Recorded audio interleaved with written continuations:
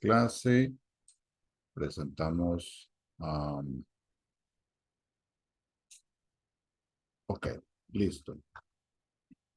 Bueno, vean, hoy que tenemos es el capítulo 6 de Torres, como ustedes ya saben que están las lecturas, y en particular me interesa mucho porque hoy vemos implementación, ¿sí? Ven que ya hemos venido hablando en términos generales desde el inicio del curso con diseño, con formulación, con diferentes elementos, pero además ahora con implementación. ¿Ok? Ya aquí nos vamos a adentrar más en el tema que se va a ocupar para el reto número 2. Recuerden que ya lo habíamos dejado la semana pasada, entonces lo que estamos viendo ahora es precisamente para que lo vayan aplicando. ¿Ok? Vamos a ir viendo estos temas para que complementemos teóricamente con ejemplos de la realidad qué significa el tema de la implementación. ¿Ok? Bueno, entonces, por efectos visuales, le tengo aquí mi cámara para poder ver toda la pantalla bien. Ok, listo. Bueno, entonces, como ustedes ven ahí, la definición de implementación que aparece en el capítulo de Torres por diferentes autores. Vean que en ellos hay varias palabras claves. Uno que tiene que ver con el tema del proceso, ¿verdad? Con el tema de objetivos y adicionalmente con acciones en la primera definición. En la segunda, que está ahí planteada, habla precisamente de un problema, ¿sí? Y que busca plantear una serie de objetivos para poder pues contrarrestar ese problema, ¿no? Entonces, palabras claves de este tema: objetivos, eh, acciones, ¿sí? Y un proceso en la política pública. Son tres elementos que no pueden faltar en ninguna implementación. Y recuerden que esto va del Estado a la sociedad, ¿sí? Entonces, bueno, tenemos esas tres palabras, por lo menos las dos de objetivos y acciones, totalmente básicas para esto. A lo que voy es a lo siguiente. Cuando ustedes tienen cualquier elemento de estrategia, dejen que alguien está aquí entrando, Maripaz, ok, listo. Cuando ustedes tienen cualquier elemento de estrategia y de planteamiento de una política, siempre van a tener de fondo que hacer congruente, que hacer coincidir temas relacionados con objetivos y acciones. Por supuesto que en sombrillas más grandes que cubren todo esto, por ejemplo, que existen los ODS. Ya ustedes saben qué es eso. Entonces, los ODS son los grandes nortes, bueno, los parámetros generales, el marco de acción en diferentes elementos que han sido considerados estratégicos y que han sido adoptados así por los diferentes países que suscribieron ese acuerdo en el marco de Naciones Unidas. Ok, entonces, se supone que todos los planes nacionales de desarrollo, hablamos de Costa Rica, el Plan Nacional de Desarrollo, se supone que contiene, responde y busca cómo satisfacer precisamente esos ODS, ¿sí? Pero cuando nos vamos a lo particular, que es en los ministerios trabajan con lo que se conoce como planes operativos. Le dicen POA, le dicen PAO, etcétera, que es un plan operativo anual. Insisto, se supone que ahí están contenidos elementos de los ODS del Plan Nacional de Desarrollo. Entonces, con eso, los diferentes ministerios, cada institución, elabora ese tipo de plan en sintonía con los elementos ya mencionados, pero que se va traduciendo en objetivos y en acciones congruentes con esas grandes directrices. Es decir, esto se hace para que los objetivos no aparezcan ahí como sueltos, como guindando, y que las acciones también no parezcan como desarticuladas, como inventadas, sino que cada acción sea un paso encaminado no solo a cumplir un objetivo, sino a responder a un plan anual, a un plan nacional y a un marco superior, como en este caso los ODS. ¿Okay? Ese es un primer elemento que quiero dejar claro y en lo cual la política pública también tiene que basarse. responder a esos objetivos superiores y hacer todo su proceso de diseño, formulación y sobre todo la implementación relacionadas con ese gran marco que la cubre y por supuesto en concordancia con los objetivos y acciones ya más particulares de cada ministerio. ¿Ok? Si van teniendo alguna duda, me dicen para aclararla de inmediato. ¿Ok? Vamos a pasar a lo siguiente.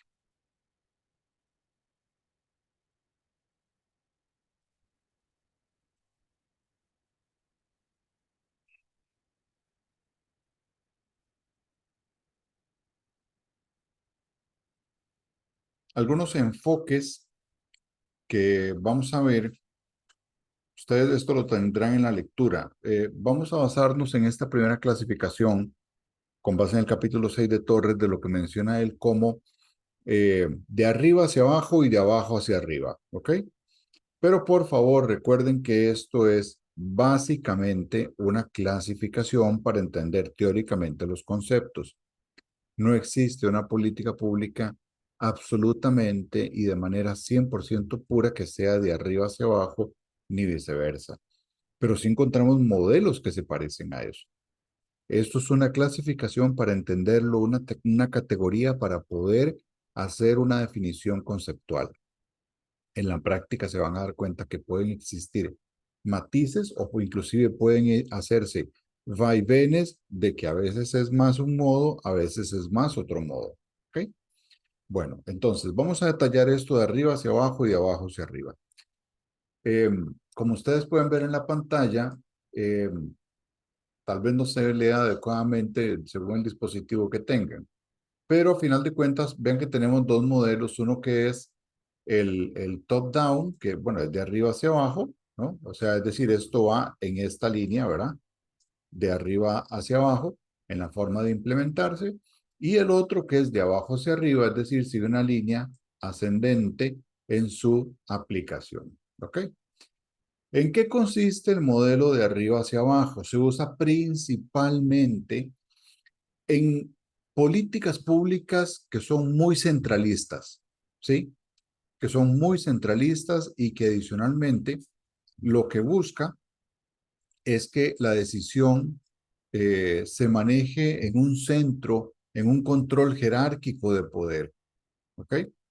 Eh, y se amarra a eso, es decir, es una visión centralista pura que busca acaparar la toma de decisiones en la jerarquía.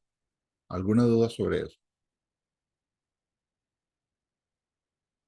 Bueno, entonces, teniendo claro que esa visión de arriba hacia abajo es más centralista, concentra más el poder, la decisión en un grupo jerárquico superior, ¿sí? Teniendo entonces eso presente, vamos a decir que eso también puede tener una serie de limitaciones. Es decir, tener ese estilo centralista en la implementación de una política, ese estilo de arriba hacia abajo, no es ni bueno ni malo, es sencillamente que en algunas situaciones se recomienda y en otras puede terminar de generar un problema.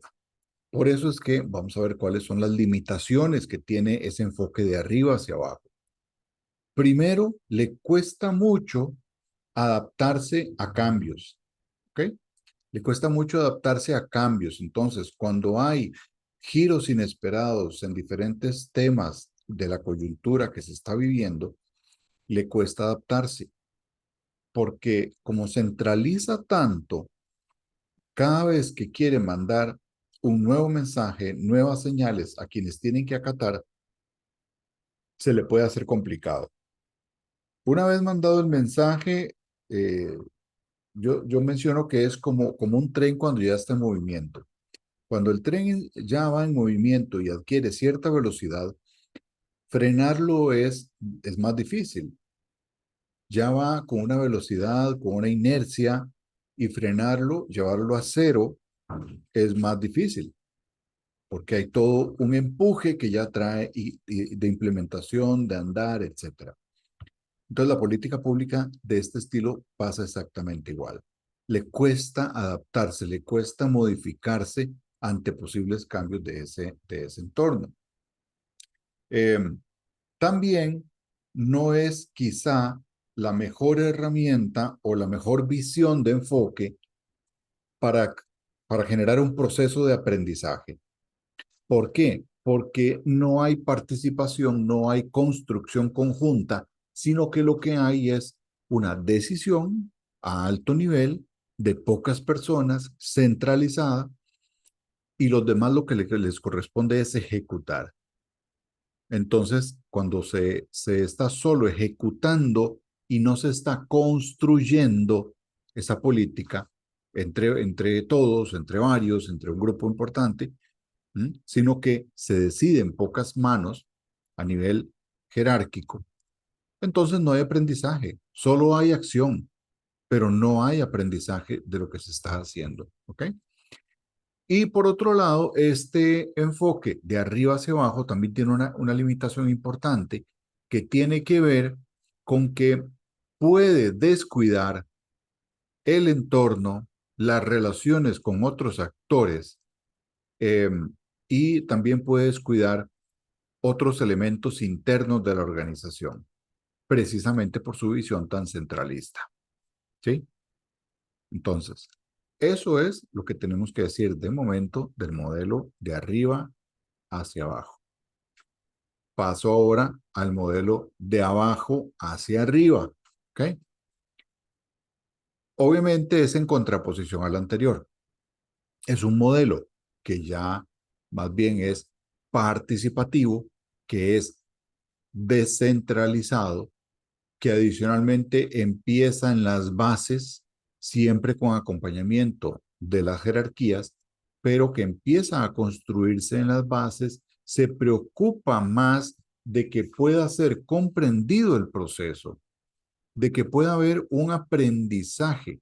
¿De quiénes? De esos que están en la primera línea de atención, los que están haciendo realidad las actividades de la política pública. Por eso se les toma en cuenta, se les participa y es muy importante que ellos puedan tener una comprensión de lo que van a hacer porque hay elementos participativos de decisión, etcétera. ¿Ok? Entonces, vean que es muy diferente el enfoque al que acabamos de describir hace pocos minutos. Sin embargo, también tiene una serie de limitaciones, ¿verdad? Eh, Como por ejemplo, que si tenemos en este modelo de abajo hacia arriba, puede distorsionarse los temas de evaluación. Esa es la principal crítica que se le hace. Hay otras, pero esa es la principal. ¿Por qué? Porque como es más abierto, más democrático, más participativo, más consultivo, ¿verdad? Que puede también llevar más tiempo, entonces eso hace que al querer evaluar, que va a ser el tema que vemos la próxima semana, al querer evaluar esa política pública, como varias manos participaron en esa política pública, como varias manos construyeron esa política, aportaron hacia ella, entonces los responsables a veces no quedan totalmente definidos, no quedan totalmente claros. Y eso entonces dificulta cuando se hacen procesos de evaluación de ver realmente quién fue el responsable, ¿verdad? De alguna actividad, para bien o para mal, ¿verdad? Eso a veces queda un poco difuso, precisamente por la participación un poco más amplia que tiene este modelo de abajo hacia arriba. ¿Ok? Preguntas hasta acá.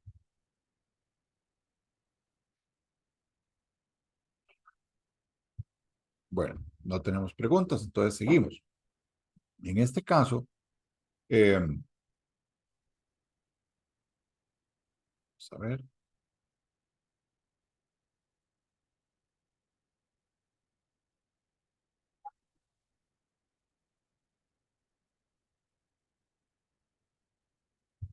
pasamos a otro modelo que es el conocido por el modelo de Lewis, que a final de cuentas, y aquí les lanzo una pregunta, ¿verdad? El que quiera contestarla puede abrir el micrófono. Pero este modelo se basa mucho en lo que existe en el contexto institucional, en lo que existe fuera de las organizaciones. O sea, en el mundo externo a las organizaciones y en el contexto en el que viven las organizaciones. Entonces, esto, lejos de ser algo centralista, ¿a qué les suena? ¿A qué otro concepto les suena conocido el tema de este modelo de, de percepciones, de ver el contexto, de ver el mundo donde están las organizaciones? ¿A qué les suena?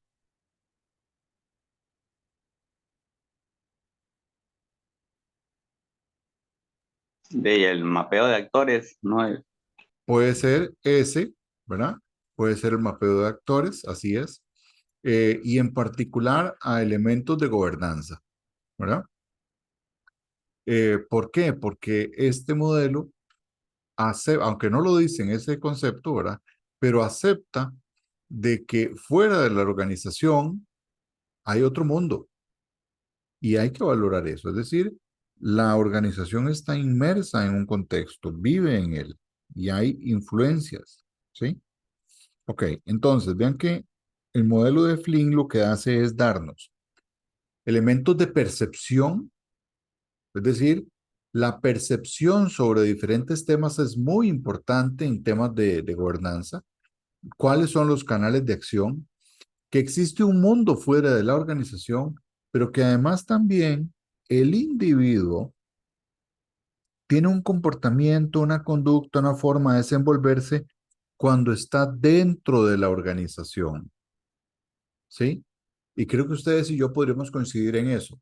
Cuando estamos en un ambiente de una organización formal, cuando estamos formando parte de ella, tenemos una serie de comportamientos, de conductas que se adaptan a esos acuerdos institucionales, a ese deber ser, ¿verdad? Pasamos observando mucho, bueno, cómo se comportan aquí, cuáles las relaciones, cuáles son los pasos, el nivel de confianza, etcétera, etcétera.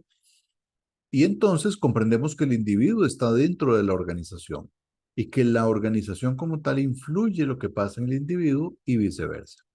Por eso es que a este modelo le preocupa cuál es el papel que tiene el individuo dentro de la organización. Y por supuesto, el otro elemento es el contexto institucional. Y aquí hacemos referencia a las capacidades de coordinación, de relación con otro tipo de sectores que existen en el aparato público, ¿verdad? Entonces, pues ahí, si queremos tomar cualquier ministerio, podemos ver que esos ministerios tienen diferentes, eh, por así decirlo, instituciones, organizaciones, empresas con los cuales tienen relación, que dependen de ellos ya sea para su proceso productivo, para su proceso final, para manejo de tecnología, para capacitación, en fin, para lo que lo ocupe.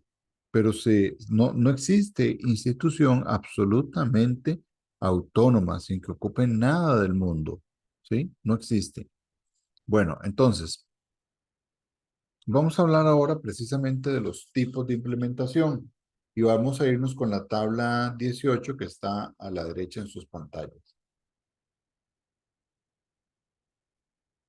Quiero saber si hay alguna duda con respecto a eso. Por mi parte no, profe, por ahora creo. ¿Ok? Bueno, perfecto, gracias. Ok, vamos con la tabla 18. Esta tipología que nos da el autor es una tipología que se conoce según sus costos. ¿Costos de qué tipo? De negociación y costos de información. Y habría bajo este esquema, según esa matriz de costos de negociación bajos altos, costos de información bajos altos, haciendo este cruce tenemos una matriz de 4 cajillas, ¿verdad? De 4 casitas, donde ustedes van a ver que, ¿verdad? Hay un tipo 1, un tipo 2, un tipo 3 y un tipo 4. Vamos a explicarlas. Cuando tenemos costos de negociación, bajos, ¿ok? Bajos, pero adicionalmente costos de información también bajos. Estamos en el primer cuadrante, estamos en el tipo uno. ¿Qué quiere decir costos de negociación bajos y costos de información bajos? Bueno, pues que hay objetivos bastante claros y con procedimientos flexibles que permiten llevar a cabo la toma de decisiones. Entonces, tenemos esta posición del tipo uno. Es decir, son aquellos, por ejemplo, para aplicarlo, habíamos dicho, a la realidad nacional, lo que acaba de suceder con la ley contra el crimen organizado. Una ley que tenía unos objetivos claros porque pretendía modificar ciertos artículos, solucionar algunos temas, y entonces una vez solucionado eso, eh, había, por la situación coyuntural del país, por las últimas cifras, los últimos acontecimientos, el tema mediático, es decir, como lo dijimos la semana anterior, era un tema posicionado en agenda, el tema de la seguridad. Entonces, todos estos factores se fueron alineando para que el tema de seguridad se convirtiera, y en particular en este proyecto de ley contra el crimen organizado, se convirtiera en algo con costos de información bajos y también con costos de negociación bajos. ¿Por qué? Porque la mayoría estaba de acuerdo. La mayoría estaba de acuerdo y buscando cómo poner en práctica y cómo implementar los diferentes procesos en lo que tiene que ver con el crimen organizado, ¿verdad? Entonces, un ejemplo del tipo uno es eso. Y vean que ya se aprobó. Ayer se aprobó esa legislación de crimen organizado. ¿Ok? Costos de información bajos y costos de negociación bajos. Prácticamente todos estaban de acuerdo en algo como eso. Pero pasemos ahora a donde tenemos, al tipo 2, donde tenemos costos de negociación altos, ¿sí? Y en este caso, costos de información, perdón, bajos. Vamos a señalarlo de nuevo. Costos bajos de información y costos altos de negociación. ¿Ok? Es el tipo 2. Entonces, en este tipo 2, eh, tenemos una situación en la cual se nos vuelve eh, difícil negociar por el tema, es un tema de difícil de negociación, donde hay intereses, donde hay diferentes planteamientos, posiciones encontradas, los acuerdos no son tan fáciles de llegar, pero tenemos costos de información relativamente bajos. El mejor ejemplo que a mí se me ocurre para acá, para este tipo 2, es el tema del otro proyecto de ley que se llama 4.3, lo de la reducción de las jornadas. ¿Sí? Es un tema donde el costo de negociación es alto porque hay posiciones muy diferentes, que no son conciliables, que es todo o nada, blanco o negro, ¿verdad? O sea, no hay posiciones intermedias, sino que están bastante zanjadas las discusiones en ese tema. Pero son costos de información bajos, porque en realidad esa modificación es a poquitos artículos que hay que hacerle a la ley del Código Laboral, me parece. Entonces, esa modificación es, digámoslo así, más sencilla de entender, ¿verdad? Donde entramos a discutir y a no ponernos de acuerdo es, bueno, no solo en la cantidad de días, sino en la cantidad de horas. Entonces, para algunos, si estamos reduciendo cantidad de días, eh, deberíamos también reducir la cantidad de horas para parecernos más a medidas europeas, habíamos dicho, ¿verdad? Sin embargo, eso no sucede así porque eso no lo quiere ni el gobierno, ni lo quiere tampoco la universidad. Y entonces, por eso aquí el costo de información, aunque sea bajo, la negociación es muy alta. Hay costos muy altos de negociación porque no solo son sectores, o sea, todos los que tienen que negociar, por ejemplo, esa asamblea legislativa, son factores y grupos externos. Las universidades, las municipalidades, otras instituciones, los trabajadores del sector privado, etcétera, etcétera, que vienen a cuestionar que que este proyecto de ley pudiera aprobarse o no, ¿verdad? Claramente, la oposición que tiene este es mucho mayor que el proyecto anterior que hablamos, que ya se aprobó, que es de la ley contra el crimen organizado. Entonces, lo que les debo indicar, lo que les debo decir, es que estos altos costos generan un problema serio de negociación, aunque tenga costos de información bajos. ¿Ok? Vamos al tipo 3, que tiene que ver con el que está en este cuadrante, tipo 3. ¿Verdad? Aquí los costos de negociación son bajos, mientras que los costos de información son, son altos, ¿no? Entonces aquí nos encontramos ejemplos de políticas donde los objetivos pueden parecer claros para todos y como están claros, están siendo aceptados, etcétera, entonces tenemos costos de negociación bajos. ¿Por qué? Porque en lo principal, en realidad nos pusimos de acuerdo. O sea, estamos de acuerdo en lo principal, en hacia dónde se va, en cuáles son los objetivos, pero no así en el tema de información. ¿Por qué? Porque queremos hacer esa modificación y resulta que entonces esa modificación tiene elementos muy técnicos, muy precisos, muy difíciles también de explicar como para el común de la gente y se ocupa de algunos conocimientos o materia económica, por ejemplo, para poder explicarlo adecuadamente, ¿no? Entonces, ahí tenemos otro ejemplo de costo de objetivos claros que son bajos, pero un procedimiento preciso que puede ser muy costoso, no solo por los recursos que se vaya a ocupar, sino que también por las diferentes actividades este, complementarias que se requiera para poner en práctica. ¿Sí?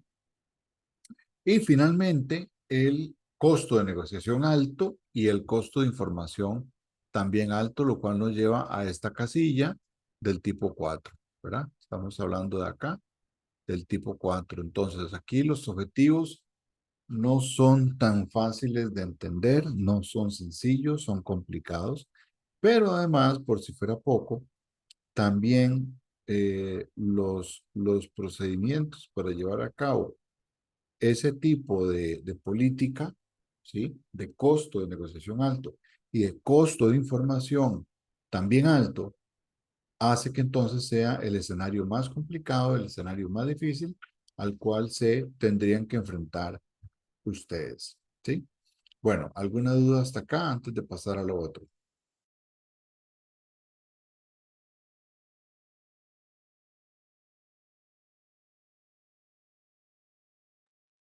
Bueno, ok, entonces, vean que eh, ya vimos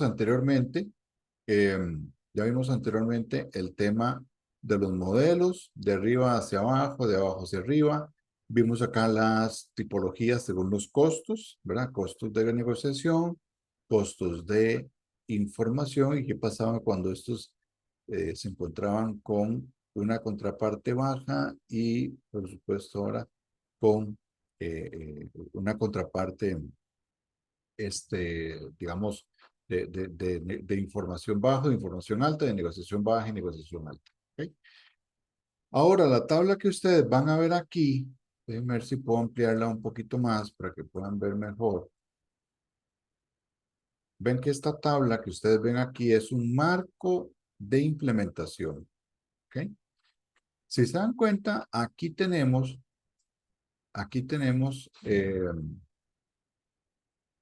estos costos de decisión. ¿Cuáles costos? Los que acabamos de ver. Y aquí está el tipo 1, el tipo 2 y así, el tipo 3 y el tipo 4. Y con la descripción respectiva de los objetivos y el procedimiento, ¿verdad? Ya esto lo vimos, o sea, esto que ven aquí, estas cuatro columnas, ¿sí? Tiene que ver justo con lo que acabamos de ver. Entonces, voy a ampliarlo aquí un poquito más para, más bien reducirlo para que lo puedan ver con calma. Entonces vean que lo que acabamos de ver en esta tablita de los costos de información y los costos de negociación, a final de cuenta es esto de aquí. ¿Ok? Es eso de ahí lo que acabamos de ver. Es lo mismo. El tipo de costo, si es del tipo 1, del tipo 2, del tipo 3, del tipo 4. ¿Qué quiere decir esto? Que ustedes también en sus trabajos van a agarrar y van a clasificar en los retos si están trabajando con algo que es de esta implementación tipo 1, es tipo 2, tipo 3 o tipo 4. ¿Ok? Eso es lo primero que ustedes tienen que hacer para valorar con respecto a sus trabajos o retos, ¿no? Después, vean que cuando aquí la tablita nos guía, cuando estamos en el tipo 1, ¿verdad? Es decir, costos de negociación y de información bajos, se nos recomienda que entonces utilizamos el modelo top-down, ¿verdad? O sea, el modelo de arriba hacia abajo, ¿sí? Es quizá el, el, el, el modelo natural para poder aplicarlo a esta tipología número 1. El modelo que llamamos de arriba hacia abajo. Cuando pasemos ahora al tipo 2, verá que es esta columna de por acá. El tipo 2 lo que hace es decirnos, bueno, hay aquí objetivos más abiertos y un procedimiento flexible. Entonces, lo que la teoría nos recomienda en este caso es que hagamos más bien un proceso de construcción de abajo hacia arriba, ¿sí? Ese es otro elemento que podemos destacar, en este caso más de abajo hacia arriba. ¿Y cuál va a ser el criterio de evaluación? Bueno, el primero no lo dije, pero aquí tiene que ver con cómo se cumplen los objetivos.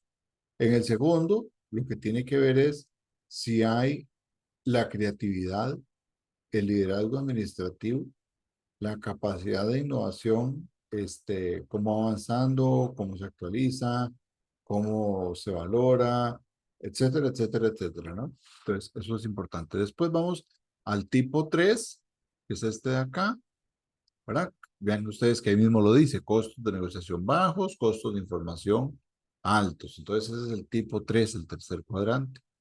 ¿Qué es lo que tenemos ahí? Bueno, aquí habla de experimentos, de reformulaciones. Y como les dije, no siempre es fácil poder hacer un experimento en, ¿cómo se llama? La materia de los diferentes países. ¿Ok?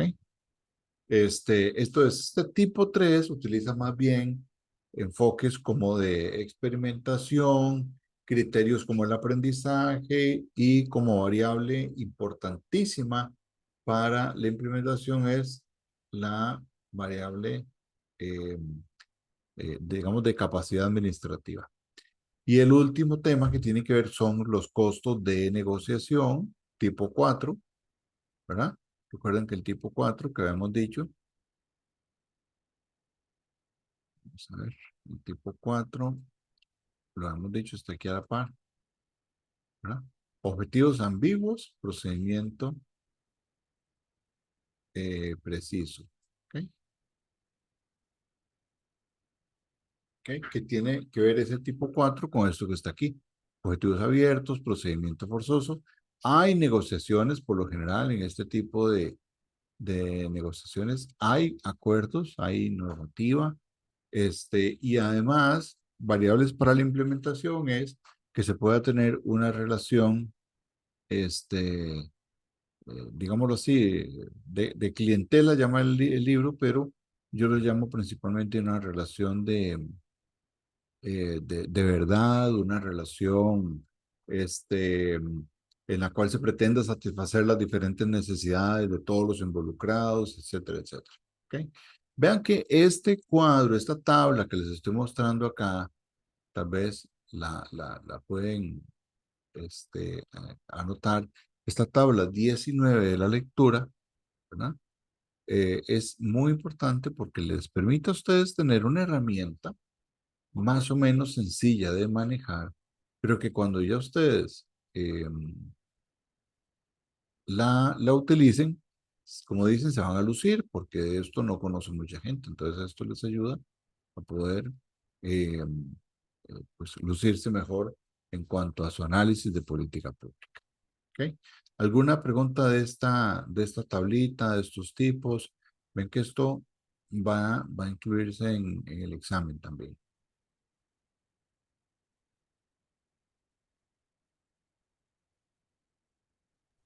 Por mi parte no, profe, esperemos. Ok, gracias. Bueno, entonces sigo, ¿verdad? Ok, vamos a ver para disminuir un poquito acá. Ok. Bueno, en la implementación de la política pública vamos a ver dos elementos muy importantes, factores de éxito y fallas en la implementación. Eh, Como factores de éxito, mucho tiene que ver en cuanto a las brechas que existan. Es decir, una política pública va a ser mucho mejor valorada, por así decirlo, va a ser mucho más valorada, cuanto más resuelva las brechas que hay en la sociedad respecto de cierto tipo de derechos, ¿sí? De eso va a depender esa política, ¿no? Entonces, bueno, en cuanto a la brecha que pretende resolver. Lo otro es el interés individual manifestado de la siguiente manera. Aunque usted eche a andar de manera institucional y usted como siendo jefe, gerente, dueño, directivo de tal institución pública, pues entonces eh, esto, aunque sea algo organizacional, institucional, no hay otra forma de que adquiera eh, relevancia, pertinencia, sino es con el eh, ejemplo, ¿verdad? Con el ejemplo. ¿Por qué? Porque cuando usted tiene interés realmente en algo, usted lo busca y lo encuentra, ¿sí? Y eso permite entonces que haya una, un interés individual que esté empujando hacia el logro de los diferentes objetivos, ¿ok? Bueno, lo otro es muy sencillo. Voy con las fallas de implementación, pero vamos a ir directamente a eso para ver en qué consiste. ¿Ok? ¿Alguna duda hasta acá para seguir? Ya casi retomo, un momentito.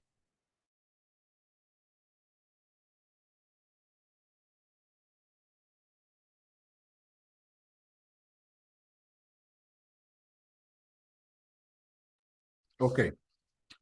Hay tres fallas principales que tienen que ver con fallas que se presentan en la política pública. Fallas de gobierno, fallas de mercado y fallas de coordinación. ¿Sí? En las fallas de gobierno, las más importantes tienen que ver con eh, la falta de acuerdos, de entendimiento, de puentes entre el gobierno y otro tipo de actores estatales. ¿Ok? Eso entonces sucede y está sucediendo pues en la actualidad, ¿no? Pues estas fallas de gobierno se dan principalmente por eso. Otro elemento que tiene que ver con esto es cuando se satisfacen necesidades de, para favorecer intereses privados. Es decir, sacrificamos eficiencia, sacrificamos productividad para pues sacar algún provecho de eso, pero lo que terminamos generando es beneficiando a algunos y generando, por tanto, más corrupción, la cual tiene un costo, ¿verdad? La corrupción tiene un costo. Entonces, eso hace que tengamos malos parámetros eh, y además fallas de gobierno en esto. Las fallas del mercado, por su parte, tienen que ver en que el mercado, por muchos años, por muchos pensadores, fue considerado como el que logra solventar las necesidades de, eh, de las personas, ¿verdad? Solo por ser un mercado, solo por operar como mercado. O sea, el mercado llega donde el Estado no llega y ahí las soluciones las brinda el mercado. Bueno, se demostró que eso no necesariamente era así, ¿verdad? O sea, hoy tenemos una serie de fallas en el mercado que ameritan la intervención constante de lo público. Vean, por ejemplo, lo que ha pasado o lo que estuvo pasando con el tipo de cambio, ¿verdad? Que meritó una intervención del Banco Central, etcétera, etcétera. Y por supuesto, las otras fallas del tercer tipo, muy comunes, son las fallas de coordinación. ¿Coordinación con quién? Entre, por ejemplo, con diferentes universidades, por así decirlo, que estén llevando a cabo procesos de reforma, procesos de consulta, y además también, en cuanto a estas fallas de coordinación, todo lo que haga el Ejecutivo buscando cómo favorecer, ¿verdad? No desprestigiar lo, lo público, ¿verdad? Bueno, entonces, fallas de gobierno, fallas de mercado y fallas de coordinación. Tres fallas muy importantes dentro de lo que hemos hablado en esta parte de la clase que tiene que ver con los conceptos ya dichos de, de fallas, factores de éxito, perdón, y fallas de implementación. ¿Ok? Bueno, entonces, una especie eh,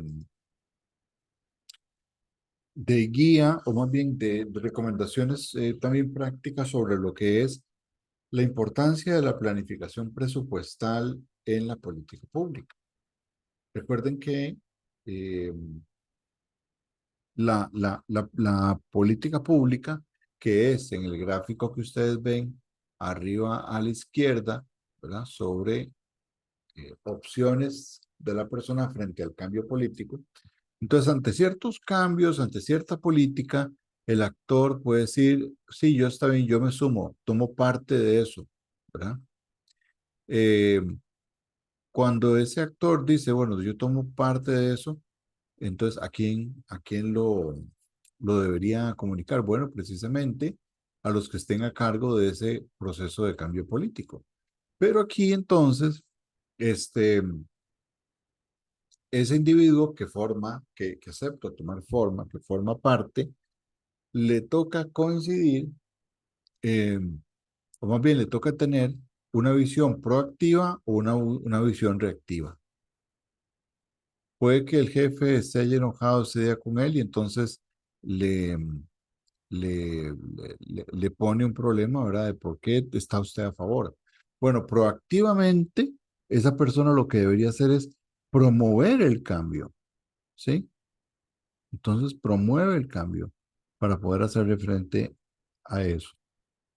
Eh, en cambio, el que forma parte de algo, pero que no se pregunta ni cómo hacerlo, ni nada por el estilo, puede nada más quedarse en un proceso de acatar, ¿verdad? De seguir la orden, de obedecer, etcétera, etcétera.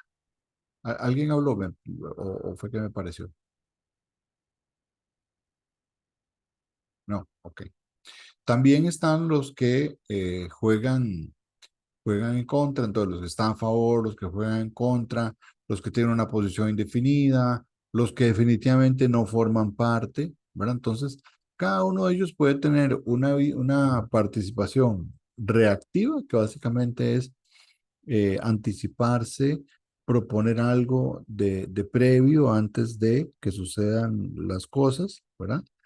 Eh, Eso como primer elemento. Y después se vuelve fundamental el tema de la importancia del presupuesto, de la planeación presupuestal. ¿Por qué? Bueno, porque primero sí, hay una estimación de dinero que se le asignaría a X institución.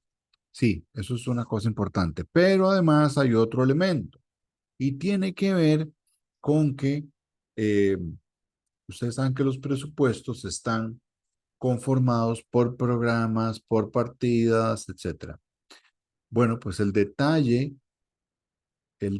se ve en las partidas. Ahí aparece el monto asignado y aparece también eh, los diferentes combinaciones que se pueden hacer. ¿Ok? Este, ahora, esta programación, partidas que hay en el presupuesto, implica que el presupuesto revele dónde está la información sensible. El presupuesto revela ya directamente qué actividades se quieren hacer para fomentar esa política en particular. ¿Por qué? Porque donde usted mueve dinero de una partida a otra, es porque usted la quiere fortalecer y va a fortalecer que con esa partida o se compre el equipo, o se compre software, o se contrate más personal, o se remodele tal oficina, etcétera, etcétera. Entonces, de fondo usted lo que está diciendo ahí es, voy a moverme por aquí, voy a hacer algo en este sentido. Y por eso es que el presupuesto es clave para poder eh, para poder identificar las diferentes actividades donde se va a poner recursos, ¿verdad? Donde se va a poner plata, ¿ok? ¿Alguna duda hasta acá con esto del presupuesto? Porque es importante que quede claro. Todo claro, profe. ¿Sí? Perfecto. Bueno, gracias. Ok. Y vamos a ver otro elemento acá. Esto es como un paso de lo que debe ser el proceso ¿cómo se llama? De implementación, la gobernanza de ese proceso de implementación, ¿verdad? Que se vuelve muy interesante y ya ustedes saben de mapeo de actores, de ese tipo de cosas. Entonces, identificar actores, recursos, intereses y roles. Eso es algo primero que ustedes tienen que hacer, ya lo saben, ¿verdad? ¿Cómo se hace la gobernanza de un proceso de implementación? Se identifican actores, recursos, etcétera. Además, se ve lo que se conoce como administrar la autoridad y básicamente esto es ver cuál modelo vamos a implementar, si es uno de arriba hacia abajo o de abajo hacia arriba, ¿verdad? Este, lo otro es ver qué puentes, qué lazos de cooperación tenemos con respecto a la reciprocidad de la cooperación, ¿verdad? Entonces, ¿qué puentes vamos a atender? ¿Qué cooperaciones? ¿Qué elementos de interacción vamos a tener con otros actores, con otras instituciones? Vamos a revisar, por ejemplo, cómo hacemos para tener todos los insumos y ver una estrategia futuro clara, ¿sí? Pero además, sobre todo, evitar conflictos entre los actores, ¿verdad? Eso es un tema muy importante cuando se está a cargo de una política pública. Hacer ajustes, ¿verdad? Ver qué aspectos están generando desconfianza, ver qué cosas están causando problemas y, por supuesto, entonces, este papel de intermediación que en muchos casos y en la mayoría, pues tiene que hacerlo el gobierno, ¿verdad? O sea, esta gobernanza, ¿por qué? Porque el gobierno es el que tiene la cantidad de actores, de recursos, de músculo político, por así decirlo, para poder echar a cabo esta gobernanza en esa línea que acabamos de conversar, ¿no? Entonces se vuelve fundamental. Y por eso es que entonces deberíamos buscar cierto tipo de elementos que acompañen esta gobernanza. Por ejemplo, tener rutinas estables de implementación. Es decir, eh, no estar improvisando a cada rato, sino que tengamos ciertas rutinas de cómo hacer las cosas. Eso nos facilita la toma de decisiones, da certeza de los pasos a seguir, etcétera. Aumentar la capacidad burocrática, ¿qué quiere decir eso? No es aumentar el tamaño del Estado, no. Lo que quiere decir es que tengamos mayor capacidad técnica, profesional, de gestión en el aparato público para poder echar adelante el tema de la implementación. Aumentar el grado de estabilidad de los actores, como les decía, el papel del gobierno como mediador, como elemento catalizador, solución de conflicto, etcétera, es muy importante, ¿sí? Y por eso también es que se dice que esto lo tiene que hacer el gobierno, así como el tema de monitoreo del conflicto. O sea, si hay conflicto entre los actores que forman un proceso de una política pública, pues de que lo dejamos ahí a la libre, ¿no? O sea, tiene que haber alguien que ingrese, que interactúe, que busque cómo solucionar el conflicto, que ponga a las partes a conversar, precisamente para resolver el nivel de conflicto antes de que se vuelva explosivo, ¿no? Y por supuesto que el tender puentes, lograr apoyos, buscar coordinaciones, interrelaciones, también es otro elemento que hace posible que se pueda llevar a cabo una política pública en su implementación de una manera más clara, más específica, con mayor permanencia en el tiempo. Y hasta acá, porque ya lo que viene es el capítulo 7 de políticas públicas, que eso es para la siguiente clase, ¿ok? Entonces, bueno, preguntas, dudas, vean que esto tiene mucho que ver ya con la implementación o sea, con los retos, el tema de implementación. Entonces, es importante, pues, que ojalá haya quedado claro todo, que puedan echar mano de esto para poder hacer esa parte. Vayan trabajando el tema de los retos, el reto 2, vayan trabajándolo para que no los agarre por sorpresa. Vean que solo ya en lo de hoy vimos, bueno, que el tema de las costos de negociación, de los costos de información, que si de arriba hacia abajo, de abajo hacia arriba, la otra tablita donde vemos mayores interacciones, cuál va a ser la gobernanza de esto, cuál va a ser el papel del gobierno, qué elementos hay de éxito, qué elementos hay de fallas, cuáles fallas están presentes, ¿verdad? O sea, eso es lo que acabo de decir en los últimos 30 segundos como el resumen de todo lo de hoy, que ustedes deben buscar cómo implementar en su reto, ¿verdad? Irlo identificando, pero tienen que hacerlo gradualmente porque de lo contrario, pues hacerlo todo al final atropellado no les va a dar tiempo, ¿ok? Bueno, preguntas, consultas, chicos, hasta acá de lo que hemos visto, de lo que hemos conversado. ¿Alguna inquietud? ¿Todo claro? Por mi parte todo claro, profe, eso espero todavía. Ok, muy bien. Todo bien, bro. Ok, perfecto, muy bien. Este, Bueno, profe, jóvenes, ¿sí? yo tenía una duda. Bueno, es que primero no vi la presentación de la semana pasada. Y segundo, digamos, esta parte de la presentación sería como el punto 5 si no me equivoco, del reto, ¿verdad? Que Sí, dice más o que menos por ahí andamos. propuesta, ok. Y entonces el capítulo 7 de Torres sería el punto 7 que son los elementos indispensables para evaluar la política pública. El de Torres tiene que ver con la evaluación, la parte de lo que viene el capítulo 7, Ok, ¿sí? Y usted me dijo, Valerie, lo de la presentación.